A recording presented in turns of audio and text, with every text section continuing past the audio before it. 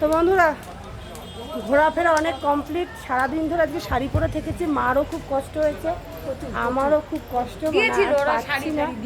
দিয়েছিল নাইটি পরতে বলেছিল, শাড়ি পরতে বলেছিল, আমরা পরিনি যেহেতু ফিরে আসবো আমরা, ওই জন্য আমরা। তো যাই হোক আমরা একটু বাজারের দিকে নেমেছি। মা দুটো টাকা তুললো, ফেসবুক পেমেন্ট ঢুকে গেছে জানোই তো। তো যাই হোক, তো টাকা তুললো কিছু, আর আমি একটা জিনিস কিনেছি, তোমাদের সন্ধ্যাবেলা সেটা দেখাবো।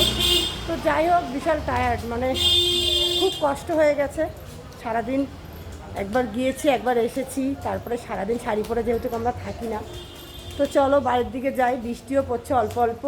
তবে একটা কথা বলি, খুব ভালো লাগলো ওখানে গিয়ে ঘুরে ঘুরে, মানে খুব ভালো লাগলো। আর ওরা আমাকে ভালোবাসে, মিথ্যে কথা বলবো না। তো বেশ ভালো লাগলো ঘুরতে। মাঝে মধ্যে কিন্তু এরকম ছোটোখাটো একটা ঘোরা হতেই পারে, তাই না?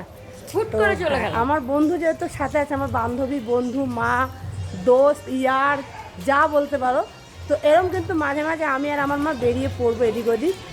আর আমার মায়ের এই ঘোরার ভিডিওগুলো তোমাদের কেমন লাগে অবশ্যই কমেন্টে জানিও। তো চলো বাড়ির দিকে যাওয়া যাক। মাও হাঁটতে পারে না সেরকম, বুঝলে, আর পায়ে ব্যথা, কোমর ব্যথা, সেটাই সবারই এখন এই রোগটা। তো চলো, বাই বাই। বড় দেখো 300